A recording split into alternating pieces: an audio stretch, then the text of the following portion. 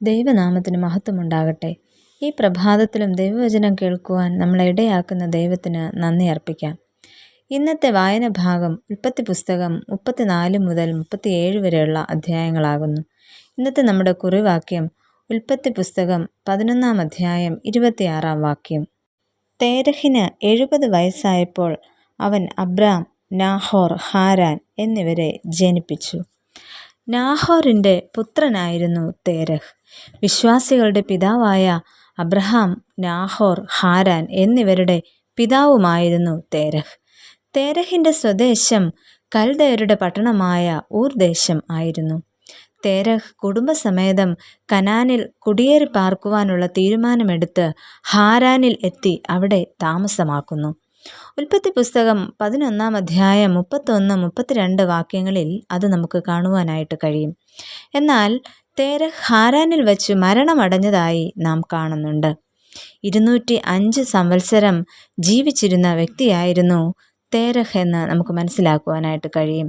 എന്നാൽ ഈ പ്രഭാതത്തിൽ തേരഹിൻ്റെ ജീവിതത്തിലൂടെ നമുക്കൊന്ന് കണ്ണോടിക്കാം. ഒന്നാമതായിട്ട് തേരഹ് അന്യ ദൈവങ്ങളെ സേവിച്ചു. അന്യദൈവങ്ങളെ സേവിച്ചിരുന്ന വ്യക്തിയായിരുന്നു തേരഹ്. യോശുവയുടെ പുസ്തകം 24 അധ്യായത്തിൽ 2 വാക്യത്തിൽ നിന്നും നമുക്കത് മനസ്സിലാക്കുവാനായിട്ട് സാധിക്കും. നിങ്ങളുടെ പിതാക്കന്മാരായ അബ്രഹാമിൻ്റെയും നാഹോരിൻ്റെയും പിതാവായ തേരഹ് പണ്ട് നദിക്കക്കരെ പാർത്ത് അന്യദൈവങ്ങളെ സേവിച്ചു പോന്നു. ഒരു ഭൗതിക വസ്തുവിനെ ദൈവമായി കരുതി ആരാധിക്കുന്നതാണ് വിഗ്രഹാരാധന.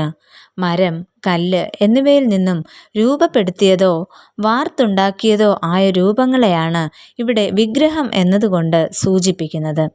എന്നാൽ പുരാതന ഇസ്രായേലിൽ വിഗ്രഹാരാധന നിരോധിക്കുകയും പ്രവാചക ചരിത്രത്തിൽ ഒരു സുപ്രധാന വിഷയമായി ഇതിനെ കൈകാര്യം ചെയ്യുകയും ചെയ്തിട്ടുണ്ട്. ആദിമസഭയിലേക്കും ജനങ്ങൾ ധാരാളമായി മാനസാന്തരപ്പെട്ട് സഭയിലേക്ക് ചേർന്നപ്പോൾ വിഗ്രഹാരാധന പാടില്ലെന്ന് സഭ അവരെ ഉപദേശിച്ചു. എന്നാൽ 10 കൽപ്പനയിലും പ്രമുഖമായിട്ട് പറയുന്നത് ഞാനല്ലാതെ അന്യദൈവങ്ങൾ നിനക്ക് ഉണ്ടാകരുത്. എന്നാൽ തേരഹ് സംഘബലമായി ഗോത്രവർഗമായി ജീവിച്ചിരുന്ന ഊർ ദേശത്തെ പ്രധാന തൊഴിലായിരുന്നു വിഗ്രഹ നിർമ്മാണം. രണ്ടാമതായിട്ട് തേരഹിനെ കുറിച്ച് നമുക്ക് മനസ്സിലാക്കുവാനായിട്ട് സാധിക്കുന്നത് തേരഹ് കനാനിലേക്ക് പുറപ്പെട്ടു.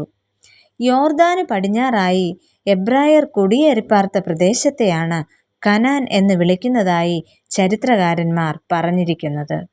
ഉൽപ്പത്തി പുസ്തകം 11 അധ്യായത്തിൻ്റെ 31 വാക്യത്തിൽ നമുക്ക് ഇപ്രകാരം കാണാം. തേരഹ് തൻ്റെ മകനായ അബ്രഹാമിനെയും ഹാരാൻ്റെ മകനായ തൻ്റെ പൗത്രൻ ലോത്തിനെയും തൻ്റെ മകനായ അബ്രഹാമിൻ്റെ ഭാര്യയായി മരുമകളായ സാറായിയെയും കൂട്ടി കൽദയരുടെ പട്ടണമായ ഊരിൽ നിന്ന് കനാൻ ദേശത്തേക്ക് പോകുവാൻ പുറപ്പെട്ടു.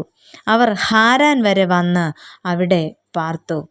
കനാൻ ദേശത്തേക്ക് പുറപ്പെടുവാനുള്ള യാത്രയിൽ ഹാരാൻ വരെ എത്തി അവിടെ താമസിക്കുന്നു. കനാൻ എന്നതുകൊണ്ട് നാം ഉദ്ദേശിക്കുന്നത് ദൈവം ഇസ്രായേൽ ജനങ്ങൾക്ക് കൊടുക്കുന്ന വാഗ്ദത്ത ദേശമാണ്. പാലും തേനും ഒഴുകുന്നതായ ഫലഭൂയിഷ്ടമായ ഒരു ദേശം.